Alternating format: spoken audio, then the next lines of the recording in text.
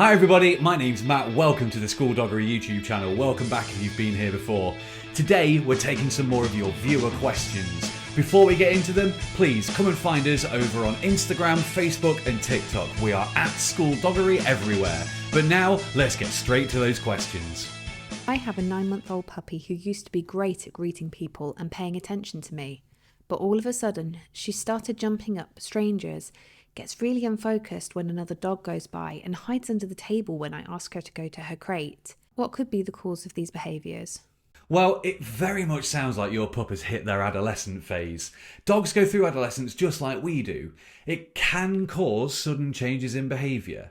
The fact that she's doing it in a variety of different situations as well makes me think that it could be down to adolescence. To deal with it, we're going to pick a set of rules that you want her to follow. For example, in this case, something like 4 on the floor, keeping all 4 paws planted on the ground at all times, and enforce it every single time she jumps up. When you're out in public with her, make sure that she's got a lead on so that any time that she does jump up on anybody, you can just gently pull her off and take her away. Remove her from the reward that she's looking for.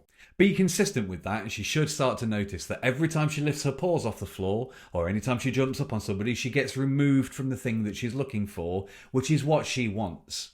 So hopefully she'll start to try pleasing us instead by keeping her 4 paws on the floor, therefore allowing people to greet her, people to say hello, without her causing any problems. As for the lack of focus, this could be because it's time for her first season.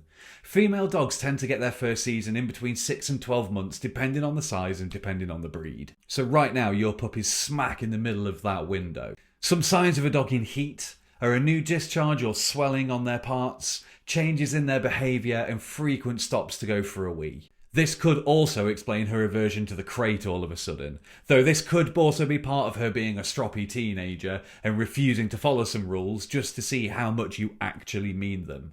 So it's important that you keep enforcing your rules all the time, and if you ask her to go to her crate and all her needs have been met, then she should go to her crate. If she is in heat, a lot of people do use dog diapers to make sure that they don't get mess all around the house. Do your best to get her back into loving her crate again, because she'll need her own safe, quiet space that she can take herself off to, and a crate is a brilliant place for that. Our dog is 5 months old and is crate trained. However, if we're sat at a table eating and he is out of his crate, he loses his mind barking at us. It doesn't seem like he is begging for food, it's more for attention. Okay, so there are a couple of things that we can try here, depending on how you want to go about it. The longer you let him get away with stuff like this, the more like a routine it will become for him. The first thing is to put him in his crate any time that you're eating. You said that he's well crate trained, so this shouldn't be too much of a problem for him. Give him a week or so of being in his crate while you're eating your meals, and then try an experiment meal where you let him out for one. If he behaves himself, great, he can now be out again while you're eating your food. If he kicks off and starts barking again or causing any problems, put him back in his crate and give him a few more days. If you really want him to be out of his crate while you eat, there is another way of going about it, but it's a bit more hands-on and takes a little bit more effort.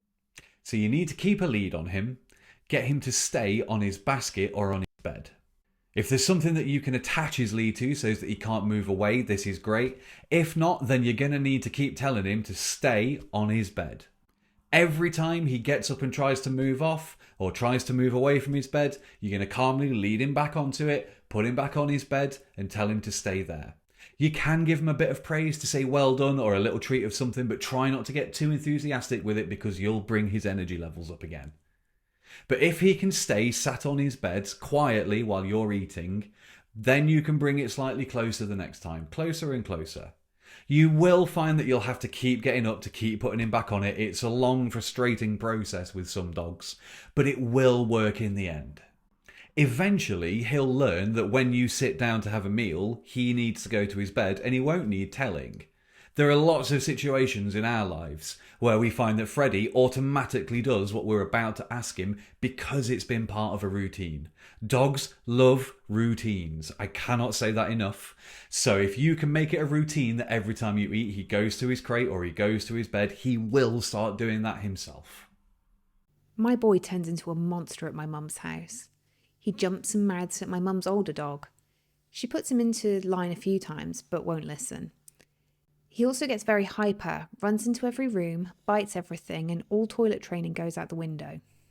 So we actually had this same issue with Freddie when he was younger. When we used to go and visit friends and relatives with other dogs, he couldn't control himself if he was allowed to run around the whole time.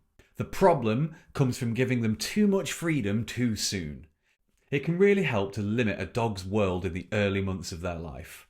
This way you can control all the different variables and help set them up to succeed. So, when you go to your mum's, keep a lead on him, keep him close to you, and do your best to keep him in a sit and stay or at least in a calm and distracted situation. Give him a treat to work on, a lick him out a bone, a Kong, any of that good stuff. Always try and do a bit of obedience work when you get somewhere new with your dog, as it helps focus their mind. A great thing to start with is the school doggery puppy press up. As in the previous question, the answer might lie in taking a bed with you. One trick that we used to use with Freddie was we would take his bed with us, we would put him in his bed on the floor with a lead on him, and then I would sit on the sofa behind him. That meant that he was in the room, he could be with all of us, we could all have fun with him, but he couldn't move away from his bed, he couldn't run off and get into trouble, he couldn't get the other dog's bowls, and it made it easy for me to show him what I expected of him in that moment. And what I expected was for him just to sit calmly and be a good boy. I work from home, and I'm worried about my pup getting separation anxiety. She is 7 months old and is always with me. I can leave her alone in her crate for an hour to go out and she's fine. But when she's out of her crate, she follows me everywhere. I want her to be okay with being in one room with me in another. If I put her in her crate and I stay in the house, she barks. Okay, well this is something that I actually know quite a lot about because I work from home too. Freddie has spent most of his life sat next to me in one form or another. So let's quickly address the barking when she's in her crate. Under no circumstances should you ever let her out of her crate while she's barking for attention. If you do that, all that she'll learn is that barking gets her out. If you know that she's had her needs met by giving her a chance to go to the toilet, something to chew on and some fresh water in her bowl in her crate, then she has no need to come out at that moment. A well crate trained dog will be perfectly happy, no matter what the situation, going into their crate and spending some time in there to chill out and decompress. So you should only let her out when she's gone quiet. Even if she's only gone quiet for a second, if you can let her out within that second, that will start to build the idea in her that being quiet gets her out of her crate. That's something that you can then build on. So next time, maybe it might be 1.5 seconds and then 3 seconds. And you can gradually push the times until eventually she's calm all the time that she's in her crate. Next, I want you to practice leaving her alone at least once a day. Try setting up a baby gate in between some rooms or leaving her with a licky toy while you shut the door and go into a different room. Anything to create a little bit of separation. Like with the barking and letting her out of the crate, we can build the time up on this. So the first time we do it, you might only leave her alone in a room for a couple of seconds and then go back in. If she starts kicking off and you've only been out of the room for 5 seconds, then you're going to need to do it again later or tomorrow. This time you know that she's going to kick off after 5 seconds, so come back in at 4 seconds.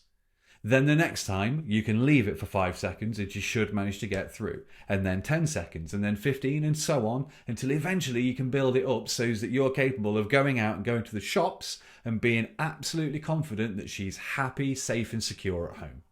It takes a lot of time and effort, but it really is worth sorting potential separation anxiety now in the early stages rather than having to help them unlearn it later in life.